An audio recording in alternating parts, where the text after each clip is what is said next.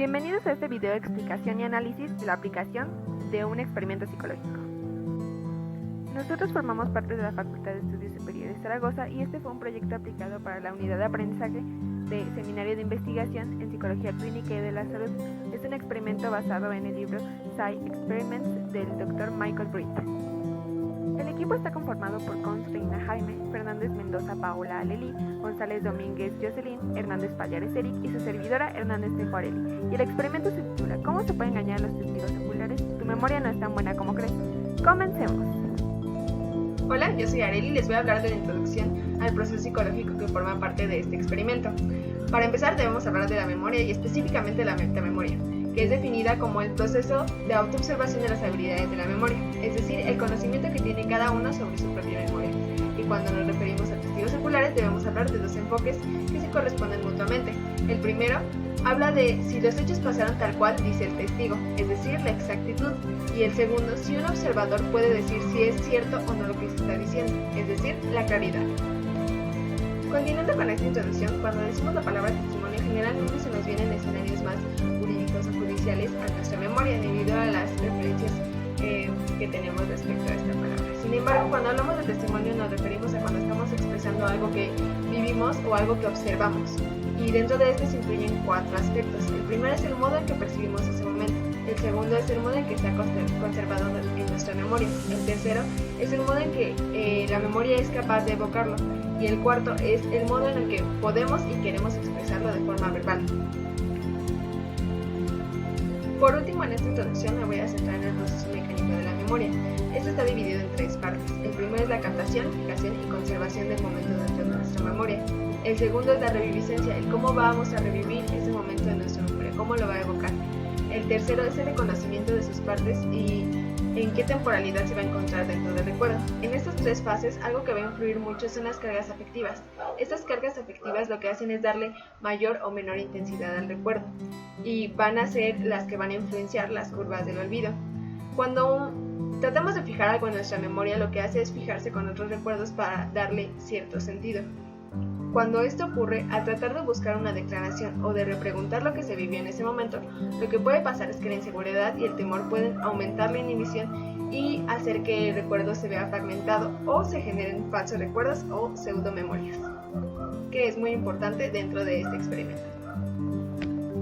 El experimento original, titulado Reconstrucción de destrucción de automóviles, un ejemplo de la interacción entre el lenguaje y la memoria, fue investigado por Loftus Elizabeth y Palmer John en el año de 1974.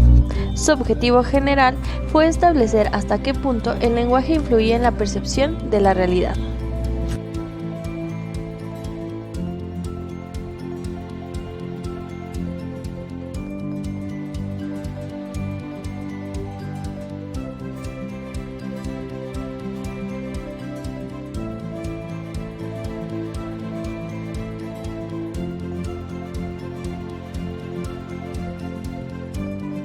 Este experimento estuvo constituido por una muestra de 45 participantes voluntarios. A todos ellos se les mostró un video de dos automóviles que chocaban. Después de que todos vieron el video, se dividieron en 5 subgrupos. A todos se les preguntó casi lo mismo, solamente cambiaba un verbo. A un grupo se les preguntó ¿a qué velocidad iban los coches que se estrellaron?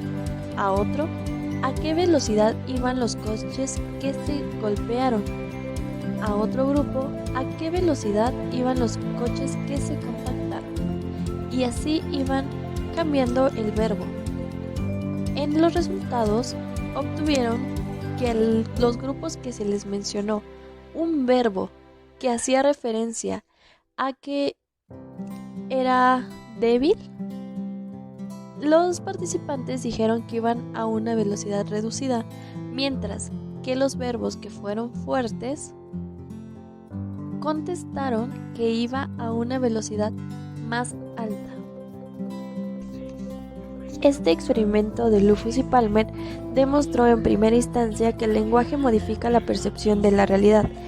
Asimismo, dicho lenguaje va a moldear los recuerdos Estos pueden ser alterados, sustituidos, modificados, agregando o eliminando información. Con esta información nos podemos dar cuenta que los recuerdos no son exactos y significa que nunca van a poder ser 100% objetivos.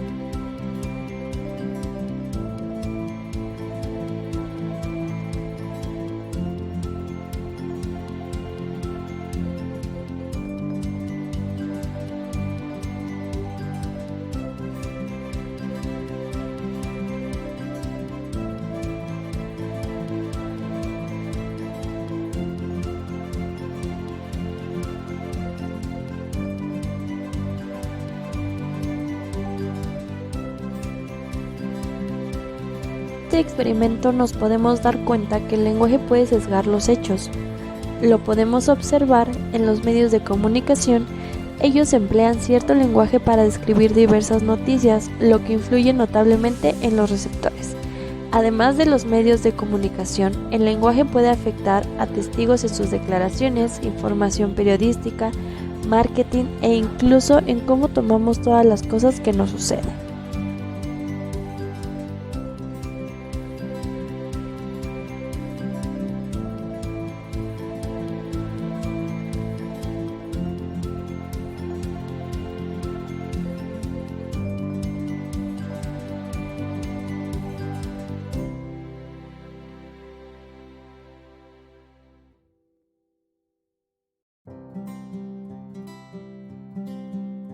La pregunta de investigación del equipo es la siguiente.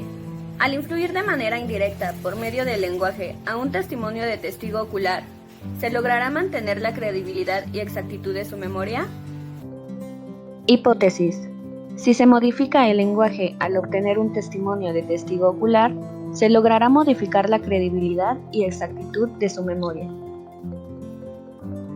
En la parte del método, el diseño que se utilizó fue un diseño experimental tradicional con 2 grupos experimentales, y en la parte de participantes se obtuvo la participación de 10 voluntarios pertenecientes al Estado y Ciudad de México con edades entre 40 a 50 años, todos ingenuos a este tipo de investigación y que fueron seleccionados con criterios de inclusión de edad, es decir, se realizó una selección aleatoria por conveniencia.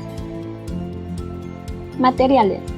Para la realización del experimento se hizo uso de los siguientes materiales: fichas o chat, video que lleva por título "Captan en video choque entre 2 autos en San Mateo Atenco", y lápiz o una pluma. Los instrumentos que utilizamos como apoyo para el límite de tiempo, comunicación y proyección del video fueron la plataforma de Zoom y una computadora o celular. Procedimiento. La aplicación se realizó de manera presencial y o por videollamada, por medio de la plataforma de Zoom.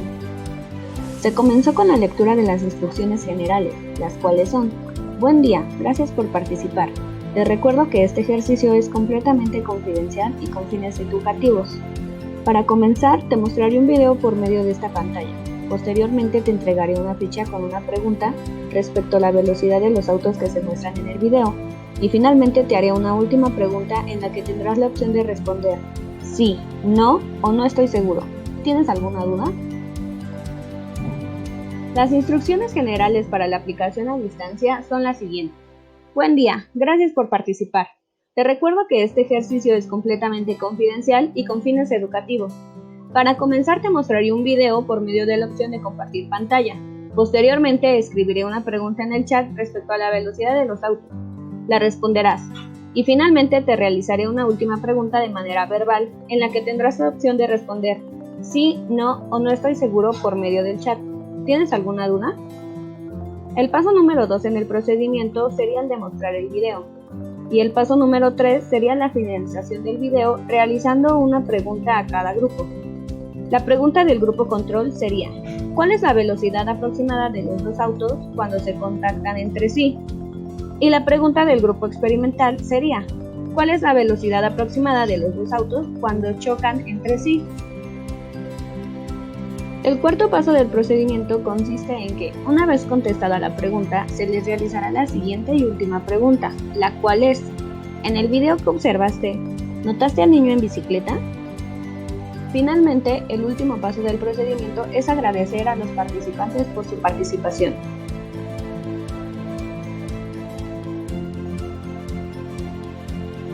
Hola, ¿qué tal? Yo soy Diego y les voy a presentar el análisis de los resultados. En esta tabla se recobran todos los datos de los participantes, a los cuales durante el experimento se les modificó el lenguaje y se utilizó la palabra correcta en los hechos.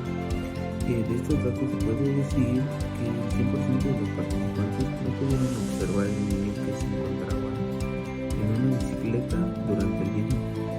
En cuanto a las velocidades, los participantes supusieron una velocidad en la cual la velocidad del carro rojo tuvo un promedio de 36 km por hora y la velocidad promedio que se le sacó a los datos de estos participantes en el carro naranja fue de 83 km por hora. Como se puede observar en la gráfica, la velocidad mayor que dieron del carro naranja es de 125 km por hora y la menor fue de 60 km por hora.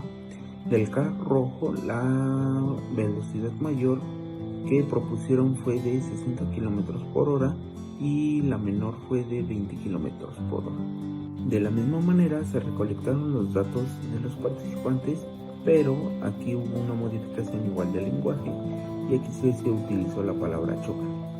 De manera similar, el 100% de los participantes no pudieron encontrar a un niño que se encontraba en la bicicleta.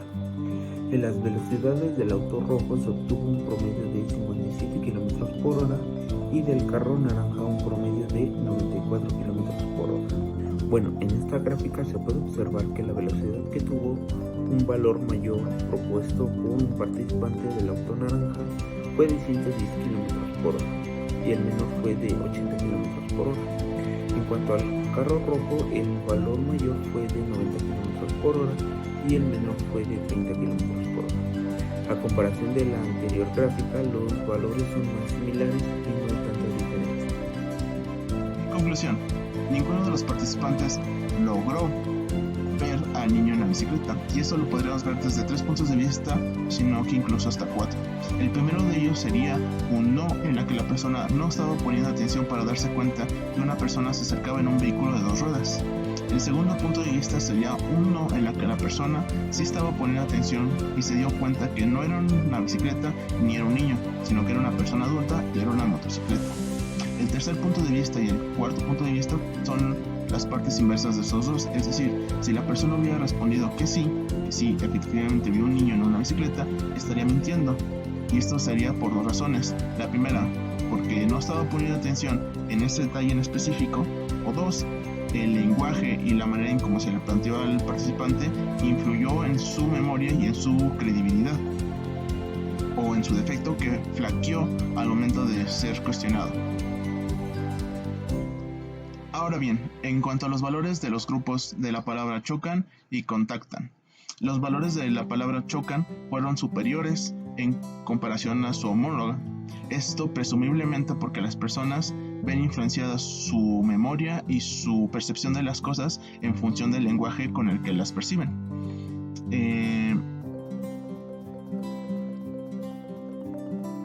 Ahora bien, respondiendo a nuestra pregunta de investigación de si era posible influir en el testimonio, credibilidad o exactitud de los detalles de la percepción de las situaciones en función del uso de un lenguaje específico o detallado, nuestra respuesta con base en los resultados obtenidos es que sí. Sí es posible influir en estas percepciones y en los registros encontrados a partir de ahí. Eso ha sido todo por este video. Gracias por ver y hasta la próxima.